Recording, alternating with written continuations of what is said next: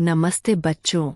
आज हम इकोनॉमिक्स के उस हिस्से को समझने जा रहे हैं जिसे इकोनॉमिक्स की नींव कहा जा सकता है, माइक्रो इकोनॉमिक्स यानी व्यष्टि अर्थशास्त्र। लेकिन माइक्रो इकोनॉमिक्स को समझने से पहले एक बहुत आसान सवाल सोचिए, हमारी इच्छाएं कितनी हैं? क्या हमारी सारी इच्छाएं कभी पूरी हो जाती है? हमारी इच्छाएं लगभग असीमित हैं, लेकिन उन्हें पूरा करने के लिए हमारे पास उपलब्ध साधन सीमित है। यही अनलिमिटेड वांट्स और लिमिटेड रिसोर्सेज की समस्या इकोनॉमिक्स को जन्म देती है। इसीलिए इकोनॉमिक्स मूल रूप से यह समझने का प्रयास करता है कि सीमित साधनों का उपयोग करके असीमित आवश्यकताओं में से किन आवश्यकताओं को और किस प्रकार पूरा किया जाए। इकोनॉमिक्स शब्द का अर्थ। अब जानते हैं कि इकोनॉमिक्स शब्द आया कहाँ से। इकोनॉमिक्स शब्द की उत्पत्ति ग्रीक भाषा के दो शब्दों से मानी जाती है। ऑकोस, जिसका अर्थ है हाउसहोल्ड यानी परिवार गृह, और नोमोस, जिसका अर्थ है मैनेजमेंट या नियम। इस प्रकार इकोनॉमिक्स का मूल अर्थ हुआ गृह या संसाधनों का उचित प्रबंधन। समय के साथ इकोनॉमिक्स का अर्थ केवल घर के प्रबंधन तक सीमित नहीं रहा, बल्कि यह पूरे समाज में सीमित संसाधनों के उचित उपयोग और चुनाव का अध्ययन बन गया। इकोनॉमिक्स की परिभाषाएं। अब इकोनॉमिक्स की कुछ महत्वपूर्ण परिभाषाएं देखते हैं। सबसे पहले आती है धन संबंधी परिभाषा, एडम स्मिथ की। एडम स्मिथ को अक्सर फादर ऑफ इकोनॉमिक्स कहा जाता है। उनकी प्रसिद्ध पुस्तक द वेल्थ ऑफ नेशंस 1776 में प्रकाशित हुई। उन्होंने इकोनॉमिक्स को मुख्य रूप से वेल्थ यानी धन के अध्ययन के रूप में देखा। लेकिन क्या इकोनॉमिक्स केवल धन का अध्ययन है? यहीं से इकोनॉमिक्स की परिभाषा आगे विकसित हुई। मार्शल की मटीरियल वेलफेयर डेफिनिशन। इसके बाद एल्फ्रेड मार्शल ने इकोनॉमिक्स को मानव कल्याण से जोड़ा। मार्शल के अनुसार इकोनॉमिक्स मनुष्य के सामान्य जीवन में भौतिक कल्याण से संबंधित कार्यों का अध्ययन करता है।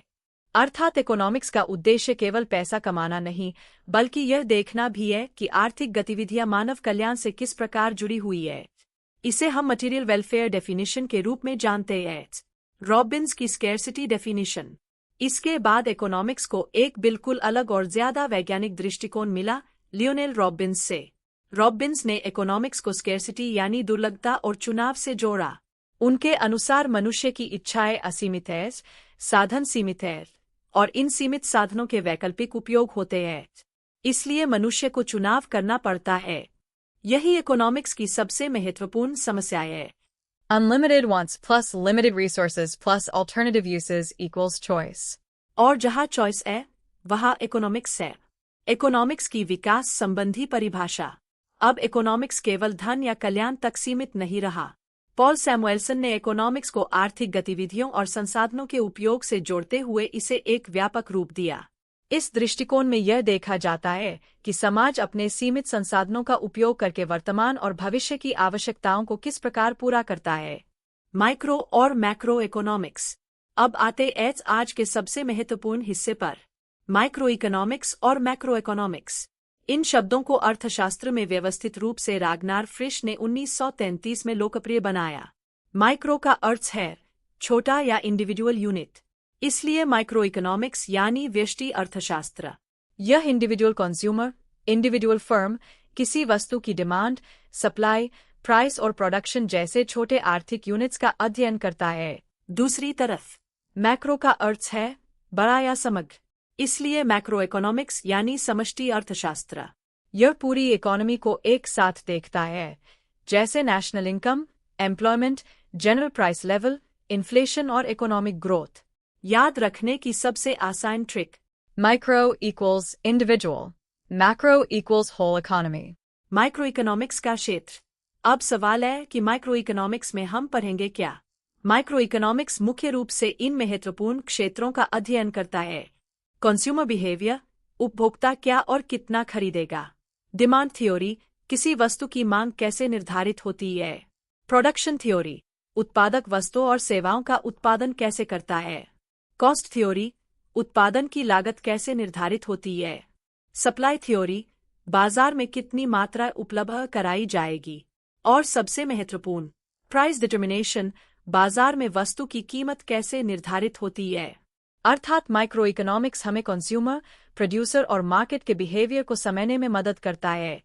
माइक्रो इकोनॉमिक्स का महत्व।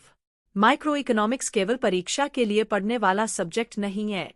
यह हमें वास्तविक जीवन में भी समझाता है कि कंज्यूमर अपनी इनकम का उपयोग कैसे करता है, प्रोड्यूसर कितना उत्पादन करे, कीमत कैसे निर्धारित हो, संसाधनों का सही एलोकेशन कैसे हो और अलग अलग आर्थिक डिसीजंस क्यों लिए जाते हैं। इसीलिए माइक्रो इकोनॉमिक्स को प्राइस थ्योरी भी कहा जाता है, क्योंकि इसमें कीमत और उसके निर्धारण का बहुत महत्वपूर्ण स्थान है। इकोनॉमिक्स की प्रकृति। अब एक बहुत महत्वपूर्ण एग्जामिनेशन पॉइंट। इकोनॉमिक्स की नेचर कैसी है? इकोनॉमिक्स को सामान्यतः सोशल साइंस माना जाता है, क्योंकि इसका संबंध मनुष्य और उसके आर्थिक व्यवहार से है। लेकिन इकोनॉमिक्स को केवल सोशल साइंस कहना पर्याप्त नहीं है। यह साइंस भी है और आर्ट भी। साइंस इसलिए क्योंकि इसमें इकोनॉमिक फैक्ट्स, प्रिंसिपल्स और रिलेशनशिप्स का व्यवस्थित अध्ययन किया जाता है। और आर्ट इसलिए क्योंकि इन इकोनॉमिक प्रिंसिपल्स का उपयोग करके प्रैक्टिकल प्रॉब्लम्स को सॉल्व करने का प्रयास किया जाता है। पॉजिटिव और नॉर्मेटिव इकोनॉमिक्स। अब एआई है। यह फैक्ट्स और कॉज इफेक्ट रिलेशनशिप से संबंधित होती है, जबकि नॉर्मेटिव इकोनॉमिक्स बताती है क्या होना चाहिए। इसमें वैल्यू जजमेंट और ओपिनियंस शामिल हो सकते हैं। एक आसान एग्जाम्पल, महंगाई 6% है। यह पॉजिटिव स्टेटमेंट है क्योंकि यह एक तथ्य है। लेकिन सरकार को महंगाई कम करने के लिए अधिक कदम उठाने चाहिए। यह नॉर्मेटिव स्टेटमेंट है क्योंकि इसमें क्या होना चाहिए इसकी बात की गई है। Direct hit strong ending / revision. तो बच्चों, आज हमने माइक्रो इकोनॉमिक्स को केवल एक डेफिनेशन की तरह नहीं बल्कि पूरी कहानी की तरह समझा। इकोनॉमिक्स की शुरुआत हुई स्कैर्सिटी और चॉइस की समस्या से। एडम स्मिथ ने इसे वेल्थ से जोड़ा। मार्शल ने मटेरियल वेलफेयर पर जोर दिया। रॉबिन्स ने स्कैर्सिटी, चॉइस और अल्टरनेटिव यूजेस को केंद्र में रखा। सैमुएल्सन ने इकोनॉमिक्स को और व्यापक रूप दिया। और इकोनॉमिक्स के अध्ययन को ब्रॉडली 2 हिस्सों में समझा जाता है। Micro, individual units. Macro, entire economy.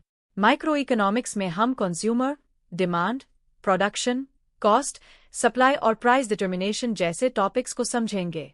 तो अब जब हम आगे माइक्रो इकोनॉमिक्स के चैप्टर्स पढ़ेंगे, आपको हर कॉन्सेप्ट के पीछे की पूरी इकोनॉमिक थिंकिंग समझ में आएगी।